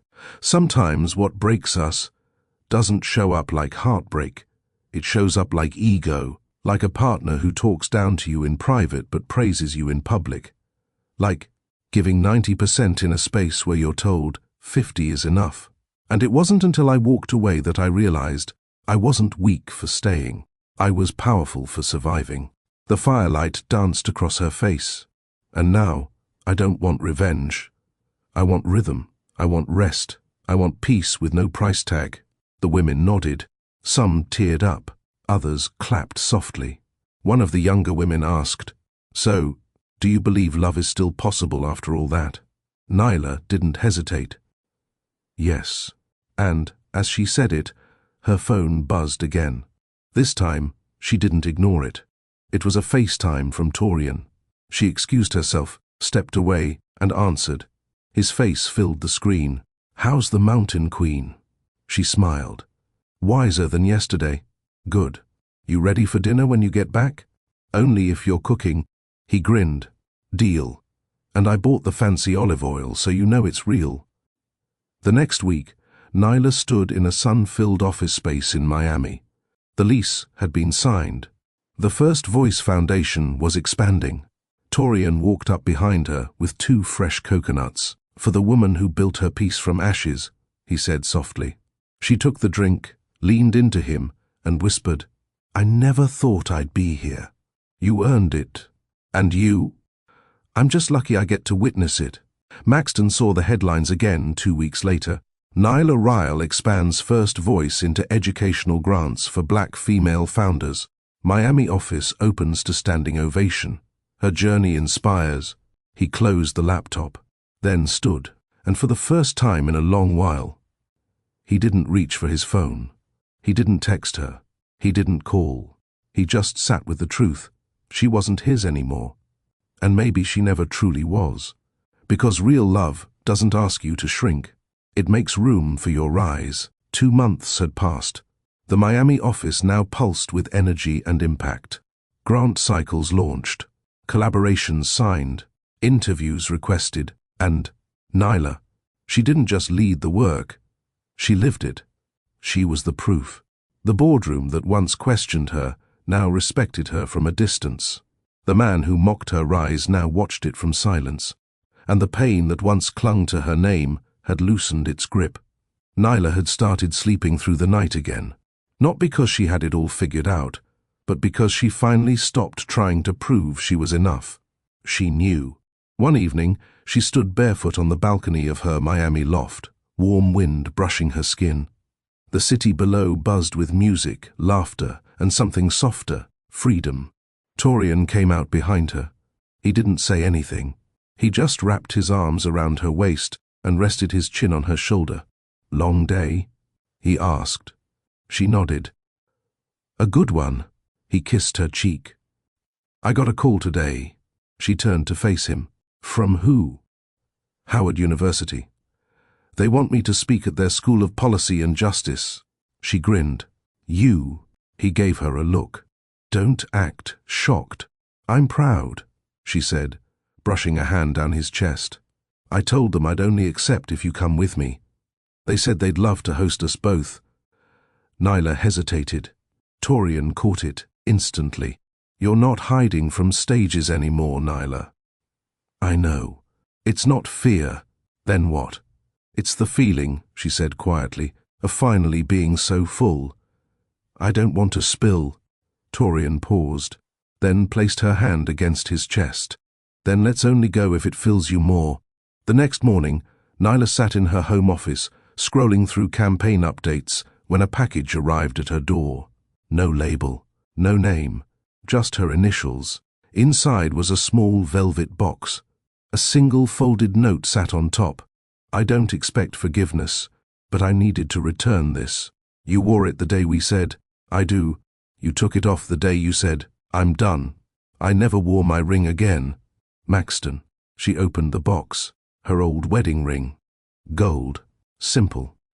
Still hers. She stared at it for a long moment, before placing it back and shutting the lid. Then she walked to her bookshelf, pulled out her old journal, and slid the box inside. She wasn't going to destroy it, but she wasn't carrying it either. That version of her no longer lived here. Maxton had spent the last 8 weeks in therapy, voluntarily, not because he hoped to win her back, but because he finally admitted the woman she divorced had nothing to do with who he was, and everything to do with who he refused to become. His therapist, an older black woman named Dr. Ilara, never flinched at his confessions. She saw through him. One afternoon he asked her, "Do you think men like me can change?" She looked him straight in the eye. "I think men like you can either evolve or stay in pain." He didn't speak. She continued, "Change isn't about who you want to be next. It's about owning who you were without excuses." He sat back. "And after that? You grieve the life your pride cost you." Nyla walked into the new First Voice studio a few days later for a podcast taping. The topic, "When Winning Isn't About Revenge." The host, a friend named Jade, asked her midway through, "Was there a moment where you finally felt healed?" Nyla paused. "Yes." But it wasn't a single moment. Jade leaned in. "Then what was it?" "It was waking up one day and realizing his opinion didn't shape my reflection anymore. My choices weren't built around proving anything. I wasn't even angry. I was just done." Jade nodded slowly. "Would you ever sit across from him again?" Nyla smiled. "I already have, really." She nodded. "In my mind, in my dreams, in my silence. I don't need a room or a stage or a closing conversation. Some chapters end without punctuation. That same week, Torian surprised Nyla with dinner on the rooftop of their building. Candles, music, her favorite tapas. No fanfare, just intimacy. He took her hand mid-meal. Nyla. She looked up. I know you're not waiting for a proposal, and this isn't one. Yet. But I need to say this. She leaned in. I love you, I respect you, and I'm not trying to replace what you had. I'm offering what you never got. She swallowed hard. I know what you carried. And I love you not despite it, but with it. Tears rimmed her eyes. I'm here for your wholeness, not your performance. She couldn't speak. She just nodded and squeezed his hand. Because this was what safety felt like. No spotlight, no approval, just someone willing to stay and listen. Maxton got the news about Nyla and Torian's relationship through mutual connections. He didn't spiral. He didn't post. He didn't scheme. He sat on his couch with Dr. Ilara's last words echoing, "Let her go the way you should have held her, gently." And for once, he did. He whispered her name like it was a prayer, not to bring her back, but to finally free her. The email came in on a quiet Wednesday afternoon. Subject line, "Congratulations, Nyla. You've been nominated for the Oakley Woman of Impact Award." She blinked. Twice. She hadn't applied. Hadn't even known nominations were open.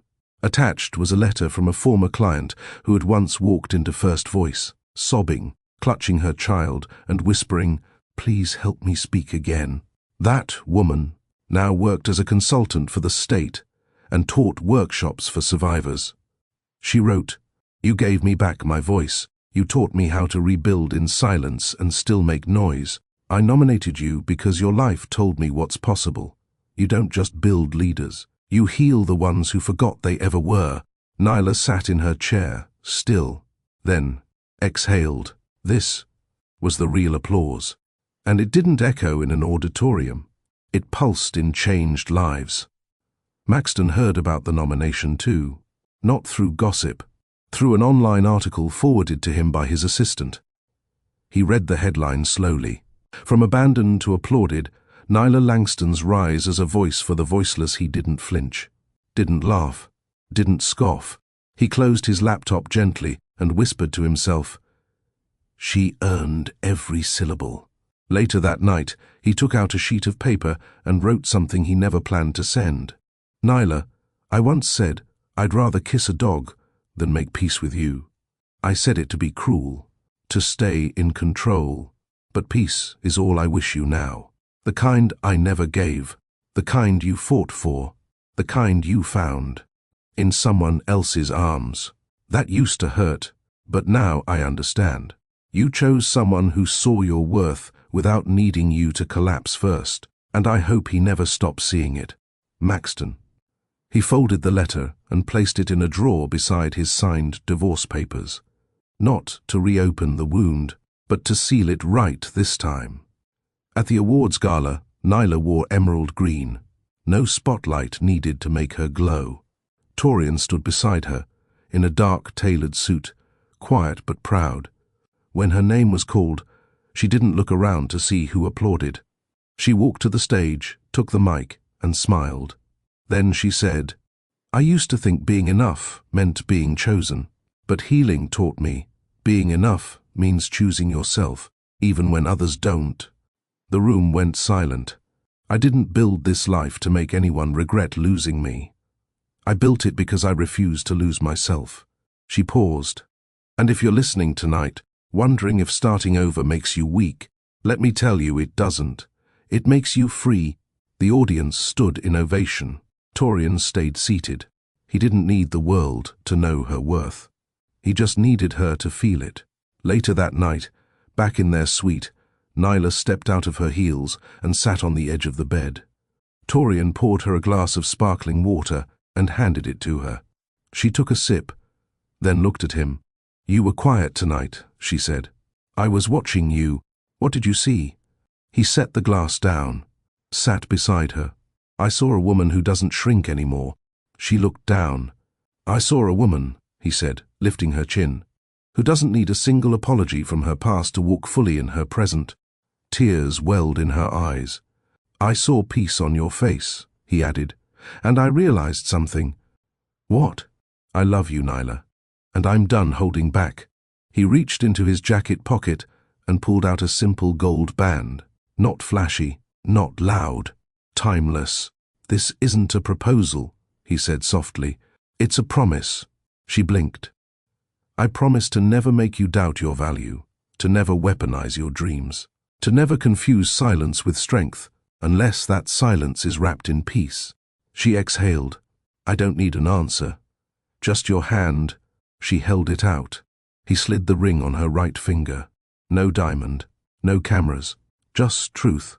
And Nyla whispered, you already have all my answers. 3 weeks later, Nyla ran into Maxton. Unexpected. Brief. They were both at a city roundtable event, miles away from their old life. He spotted her first. She saw him a second later. For a moment, no one moved. Then, Maxton nodded respectfully. Nyla returned it. A soft, respectful nod. No tension, no apology, no fake grace. Just two people who had finally let the past stop defining the present. The last thing Nyla wrote in her journal that night was this: he didn't break me. I did shatter. But I'm the one who picked up the pieces. And the woman I became in the rebuilding doesn't live for revenge. She lives for peace. The morning of the fellowship launch, Atlanta woke up to headlines. Nyla Langston unveils legacy grant for single mothers and survivors. A CEO's wife once shunned, now a leader rebuilding lives. But Nyla didn't check the news. She was walking through the lobby of the Pearl Foundation building, dressed in a navy pantsuit, hair swept up, no fanfare, just focus. Beside her, Torian, not holding her hand, not shadowing her steps, walking beside her, as her equal. You ready? He asked. She smiled gently. I've been ready. I just didn't know I was allowed to be. He didn't respond with a compliment. He responded with presence. At 10 a.m., the glass doors opened to a packed room. Not media. Mothers, advocates, teachers, young women holding babies, survivors with old wounds and new dreams.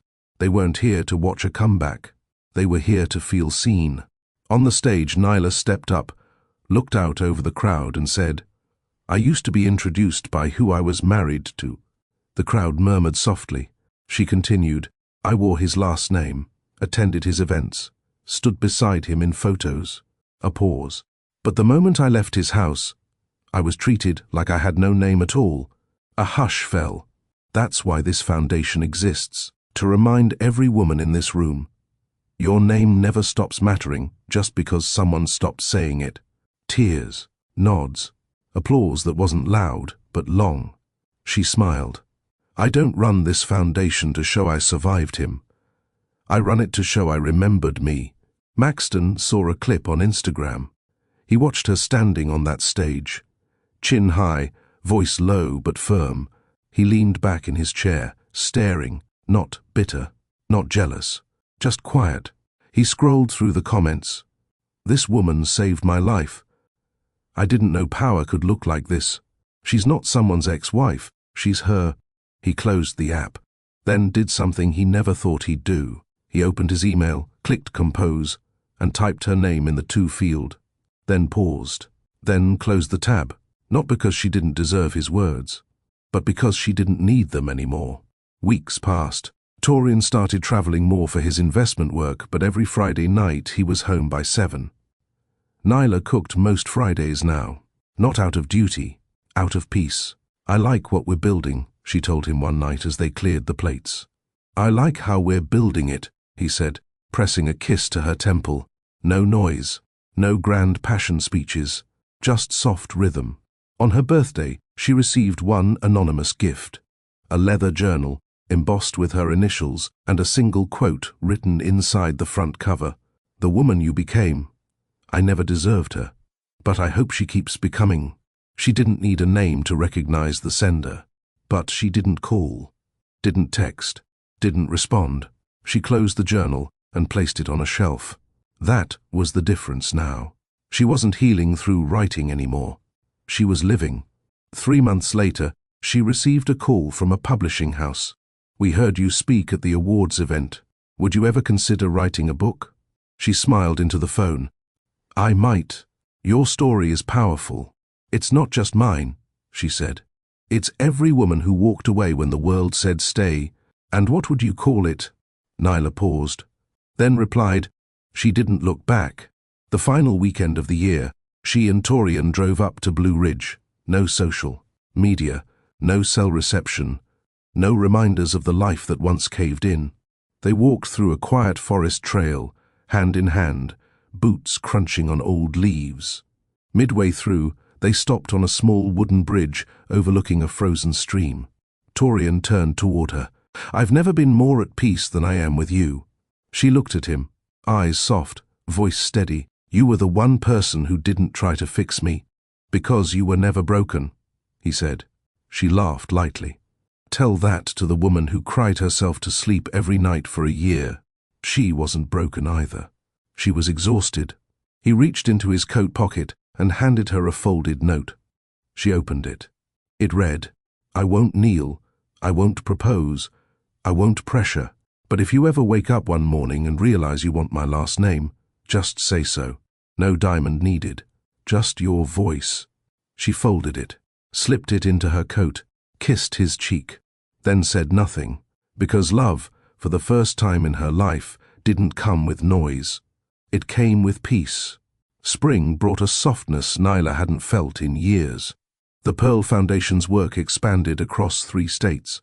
Survivors became mentors. Single mothers opened businesses.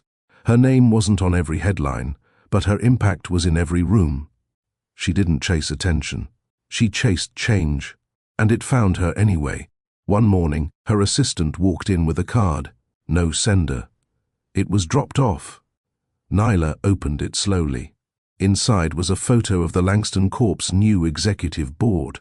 All men, except one woman. Maxton's new fiancée. The caption written beneath in pen. "Even his replacements know who set the standard." She smiled, then ripped the photo in half, not out of anger, out of release. He wasn't her standard anymore. She was. At a private brunch event in Buckhead, a woman approached her during coffee service. "I just wanted to say thank you." "For what?" 2 years ago, I watched your divorce unfold. I was in the same situation. I stayed for too long." Nyla didn't interrupt. "I finally left him after watching your TEDx talk. I didn't think I was strong enough." "You were," Nyla said. "You just didn't have proof yet. Can I hug you?" They embraced. No cameras, no press, no applause. Just truth. Later that night, back home, Torian was fixing a broken hinge on the back door. Nyla stepped outside. He looked up. "I told you I got it." "I know." She leaned against the doorway, watching him, quietly, then said, "I want to say yes." He blinked. "To what?" "To your note." He stood, stunned, but not shocked. "You sure?" "I'm not scared anymore." He didn't reach for a ring. He reached for her hand, and kissed it like it was the first time. They didn't post a wedding announcement. There was no grand reception. Just a courthouse, a small brunch with 5 people, and a plane ticket to Maui the next day. She wore a fitted white dress. No veil, no train. Just power and peace. Back in Atlanta, Maxton saw the wedding photo because someone else sent it to him. His assistant asked, "Should I delete?" He didn't answer. He just stared. She didn't smile in the picture. She looked steady. That was the part that gutted him. Not that she moved on, that she no longer needed to prove she had. 6 months later, Maxton lost 2 board seats. One investor dropped out citing ethics concern. Another said his reputation wasn't media-friendly. He tried rebranding, tried softening. Nothing stuck, because people no longer saw a mogul. They saw a man who publicly dismissed the woman who became Atlanta's most respected community builder. You don't come back from that. Nyla never gloated, never tweeted, never posted. She didn't even mention him again, not once. But her silence did more damage than any headline, and that's what he finally understood. You don't lose when someone walks away. You lose when they stop looking back. The final chapter of her book, She Didn't Look Back, read, I loved a man who once said he'd rather kiss a dog than me. What he didn't know was, a dog would have treated me better. But I don't hate him, I thank him. Because if he hadn't thrown me away, I wouldn't have learned how to hold myself. And if he hadn't broken his vows, I wouldn't have written my own future. This story isn't about him. It's about every woman who thought love had to hurt. It doesn't. You don't have to prove your worth by surviving pain. You prove it by choosing peace. You don't have to yell when you leave. Sometimes, walking away quietly is the loudest thing you'll ever do. Back at the house, Torian found her on the porch one night, watching the sky. You okay? He asked. Yeah. What you thinking about? She turned to him and smiled. I'm thinking, this life doesn't feel like revenge anymore. He stepped behind her, wrapped his arms around her waist. Because it's not, he said. It's yours. If this story stirred something in you, if you've ever been underestimated, thrown away, or told you weren't enough, then you know exactly why Nyla's story matters. It wasn't about revenge. It was about reclaiming dignity. She didn't rise because she was bitter. She rose because she knew her value wasn't tied to being chosen. It was tied to choosing herself. And maybe that's what you needed to hear today. So if you felt this story, don't scroll away. Tap the like button. Comment with one word, peace, if you've ever walked away from something that once broke you. And if you're ready for more stories that speak to your strength, your power, and your journey, subscribe, turn on the bell, and stay with us. Because at Mr. Charles Stories, we don't just tell tales, we remind you of the fire you forgot you had. We'll see you in the next one.